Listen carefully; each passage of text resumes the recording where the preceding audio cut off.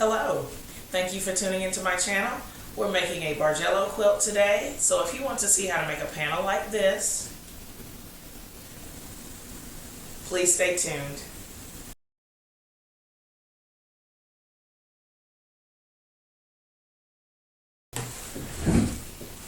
I've been working at this quilt for a few weeks now. This is actually in commemoration of my son's graduation. My oldest son is graduating from high school in May, and so I've designed a quilt for him, and I call it the Heartbeat Quilt.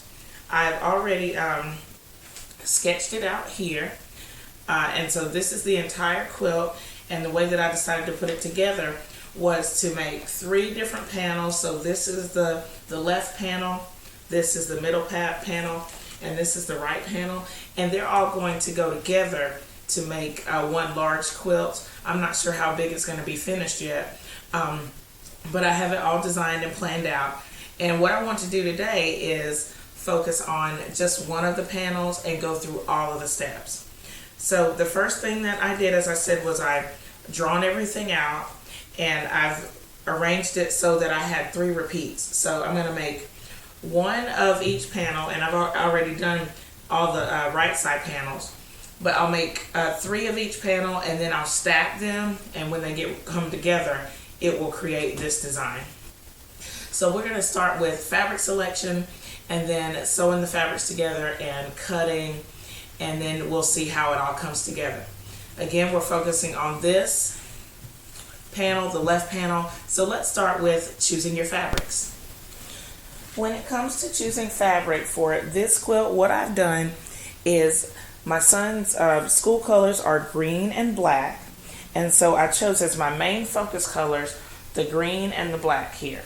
And then what I decided to do was choose, there are 8 total fabrics, but I'm creating strip sets that include 14 fabrics.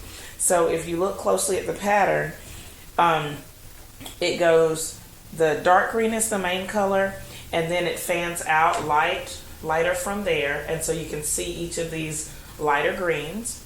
And then it's going to go to the transition fabric, which is this white fabric, and then into the gray and black fabric. So it's going to go, actually I'll lay it out the way it goes. Alright, so it'll start with the dark green here, and then go out and then transition into the white, and then go into the light gray and medium gray and black. So that's the way it'll look in the strip set. And my favorite part is choosing the fabrics. It's so fun to go through the in the fabric store and pick out all these and put them next to each other, and some of them worked and some of them didn't. But one way that you can check your values, because typically they go from darkest to lightest or lightest to darkest. Mine actually, it goes green and then into black, and then in reverse order back to green. So we'll see this transition fabric several times. We're actually, in each strip set, all of the fabrics appear twice except for the darkest green and the black, and I'll show you that in a minute. But one of my favorite things is I checked out the sale rack, or where they have the clearance fabrics, and I found this, and I'll hold it close, hopefully you can see it. It's the Who's from Whoville, from How the Grinch Stole Christmas, and I just love it. Every time I'm stitching with it, I just laugh because my son loves Christmas so much, and even though this doesn't appear in big sections of the quilt, it's just fun to look at and see how all the sometimes you get a little face singing or something like that. Those little surprises are a lot of fun. Alright, so once you have your fabrics chosen, I've cut my fabrics already into 2.5-inch strips. So all of these are cut into 2.5-inch strips to complete the strip sets. So I'll show you what that looks like and how we sew them together.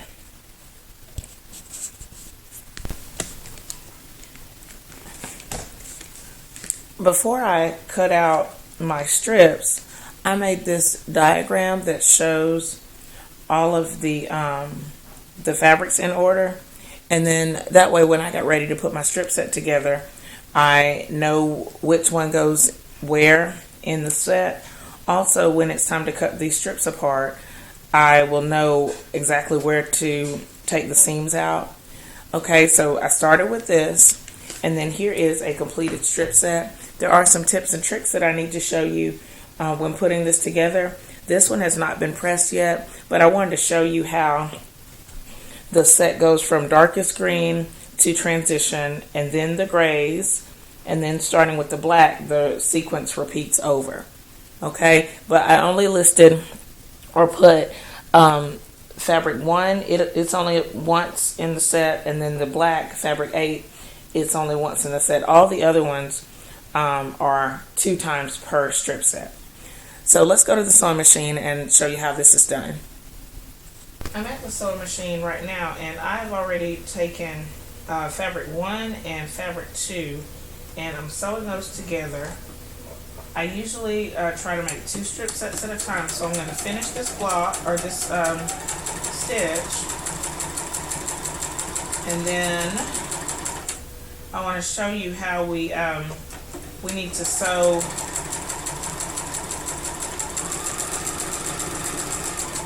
We need to sew in opposite directions. So here's a strip set that I've already started, and right now if you look at the edges, you can see that they're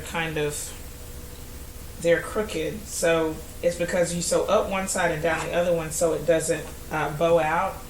When you get ready to sew the other side, because I've already sewn down this side, so now I need to sew up the other side when I add a strip. So what I'm going to do is put this whole strip set on top and stitch with the other one underneath. And I wanted to show that on camera so you could see what that looks like when we strip from one side to the other side, that you will have to actually put the whole strip set on top as you stitch, and it'll be fine. The edges look crooked, but when it's time to cut it, it will work. So I'm going to finish up this strip set, and then I'll come back on camera to show you the next step.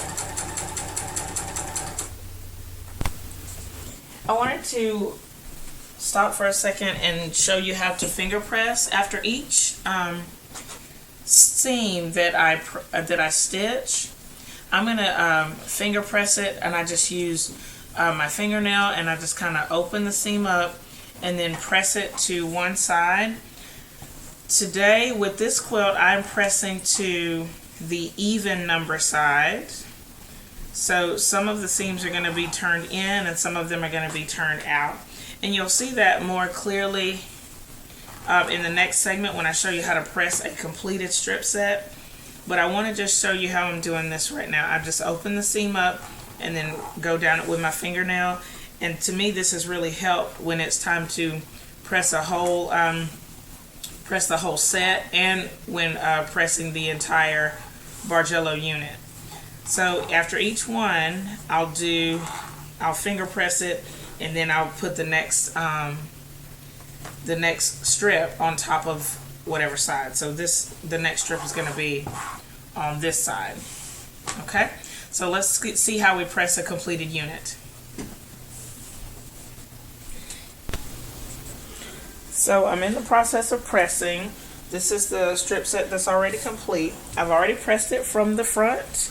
Then I go back and I flip it over and press the seams from the back. And you can see, hopefully you can see that the seams are pressed, the seam allowances are pressed out on some of the fabrics and pressed in on some of the other fabrics. This is going to help after I cut this up and I start placing it in, and I start cutting the strips and sewing them back together. It's going to help with the nesting. So I'm going to do another press from the top quickly, and then I'm going to put it into a tube. And I want you to see that on camera because it's not going to be, I'm not going to be putting the ends right together. It's going to be offset just a bit because of the way that the strips were stitched together. but that way if I offset it a little bit, it'll be then the strips will be straighter, hopefully, after I cut them up. So let's see, got that all pressed and it looks good to me. So now as I get ready to sew it into the tube, I'm gonna bring the raw edges together, and instead of looking like at the top, instead of looking up here, I'm actually gonna look down here at the bottom, because I want this bottom seam to be as straight as I can get it.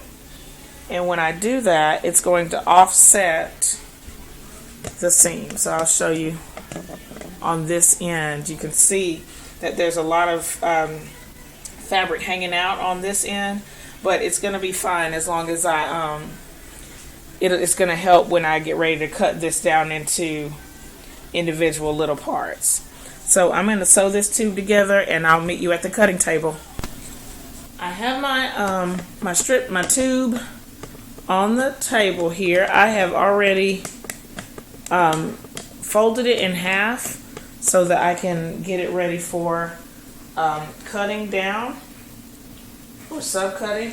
What I'm going to use to cut is my shape cut ruler, because it's going to allow me to cut several times without having to lift up the ruler. So I'm lining up the number 1 line here on my bottom stitch line, and it's going to give me plenty of space below and up top to cut. And this, if you haven't seen this ruler, it has marks for every 1/2 inch that you can cut, and I'm only going to be cutting 1-inch strips. So I've started here so that my selvage will get cut off, and I'm just cutting that and cutting that away, and then I'm going to make a cut at each of the inch marks. So 1 inch, and so on all the way down until I get these 12 strips cut. And with this one, I'm only I'm going to cut 1-inch strips out of this whole thing, so I should get about 40 strips. And I will finish doing this, and then I'll show you what they look like when I get all of them cut, and we'll get ready to piece our Bargello unit. I have my strips. These are the tubes that I cut from this, or this. These are the strips that I cut from the tube here, and I ended up getting 40 strips out of that, 40 1-inch strips. And right now is the exciting part of the Bargello making. Now I'm going to take these. For this quilt, I've used 5 different strip lengths. I have 3-inch here going all the way down to the 1-inch. So I'm going to put my other 1-inch strips down here in this box. For the next step, I'm going to need my, I have a diagram here. Let me see if you can see that closely. And it tells me which cut, and then the width of the cut, and which seams I'm going to cut between to get the design. And I've marked here, I've already done one of these blocks, so there's a little circle here next to the ones that I've done. And I'm going to follow this chart to make the unit that we're going to make today. And then I also need my seam ripper, which I'm going to use. That's what's going to help me take the seams apart in between the different areas. And this step is a little bit time consuming. I won't do the whole step, of course, but I'll get us started so you can see what we're supposed to do. I'm also going to use my order chart that you've seen before, just to remind me which colors to cut in between, which fabrics to cut between. So let's get started with this. According to my chart, my first cut is going to be 2 inches. So I'm pulling from the 2-inch box, and I'm going to cut between seams 10 and 11. So for that, I go to my chart. Strip 10 is the medium gray, and 11 is the white. So I find that here. Here's medium gray, and here's white. And I'm going to take that seam apart. And to do that, I'm just taking the seam every 2 stitches or so, just breaking that bond every 2 or 3 stitches. Uh-oh. This process is actually very forgiving. It looks like you would have to be a perfectionist to do this, but it's really forgiving, every little section. So even like if something is not perfect, for the most part, I've been able to just kind of finagle it as I stitched. Another cool thing is that these parts, I'm working on a crumb quilt right now, so the more I get done to it, eventually I'll have a video, and I'm actually using these for the crumb quilts. I threw a couple of them away, but then I decided to keep all the current ones. So I've broken the seam between fabrics 10 and 11, and according to my chart, the second fabric is going to go on top. So you can see I have the fabric 11 on top and fabric 10 on the bottom. So then I go to my chart, and I always mark it off. So I put a little mark by it, and once I have 3 marks, then I know I'm done with that set. The next strip is going to be 2.5, and I'm going to cut between seams 11 and 12. Then I check my chart. That's between white and green. And the more you do it, of course, the better you can better remember which fabric is going to go next. But for now, let me get right in front of the camera. Especially at the beginning, it's important to have that chart just to make sure that you end up at the right place. Also, since I'm doing 3 units that are exactly the same, I really can't afford to mess up at any part of it, because it can mess up the whole pattern. And I think that my seam ripper is too big. I'm going to have to swap it out for a smaller one in just a sec. Okay, and again, the second number goes on top, so strip 12 is going to go on top. Okay, here we go. And so you can see that a pattern is starting to form. These fabrics are starting to move up. All right, let's do 2 more, and then I'll finish it off camera. So next one is 3 inches, and I'm going to cut between seams 12 and 13, fabric 12 and 13, and that's between the light green and our Whoville fabric. So I'll do that. Light green and Whoville. Make sure I'm in front of the camera so you can see it. And even though this step is really challenging just because of the time, and that's the thing about Bargello, is that if somebody looks at it, it looks very difficult, but it's not, it's really not hard to do. It's just a time commitment. Once you commit to this, like, that's your whole day gone, because it's going to take a day, you know, to cut and to stitch and to cut again and then stitch again and all that. So now seam the fabric 13 is on top. So let's do 1 more. And the next one is going to be 2.5 inches. And I like putting these in order, because once I have the order, I know which box I just reach for. Seams 13 and 14. So if I go to my chart, that's between Whoville and the medium green, or medium dark green. Okay, and here we go. And it's right here. Okay, so I want to do this one and put it down, and so hopefully we can see the pattern starting to emerge. The way this pattern works is that sometimes the colors move up, and then sometimes they move down, and sometimes they're wider strips and sometimes narrower strips. But that's a part of the design element. It makes it really, really cool and fun to see how the pieces are going to evolve. So you can see that a pattern is starting to emerge, especially you can see it really clearly with these blacks. That black is moving up, and then eventually it will move down again, and so on. So I'm going to finish this doing these strips on camera, and then off camera, and then I'll show you what they look like. I have all of my pieces laid out to be sewn. If you've been watching my videos, you know that I like to mark with pins. So I'm going to be marking the left side of each strip that I sew with a pin. That just helps me because I'm actually going to walk back and forth from my sewing machine as I do this so that I don't get confused. The first step is actually going to be to fold the second one right sides together with the first one. And I'm going to take this to the sewing machine and stitch it. And you'll notice that as I do that, these seams are going to nest. Let me come close so you can see that. These seams are going to nest because they're going in opposite directions. So I'll do that at the sewing machine, and then I'll come back and show you how I finger press. I have the first two segments of my unit sewn, and I hope you can see the pins here. I want to show you that this time I finger pressed towards the pin. In the previous unit that I did, I finger pressed towards the end of the set, but this time I'm pressing toward the beginning of the set so that those seams will lock together when I sew it together. Also, you can see that these seams have been nested and they lock in place, and then I'm going to press this part toward the pin again here, and just like before, I'm just finger pressing. I just hold it.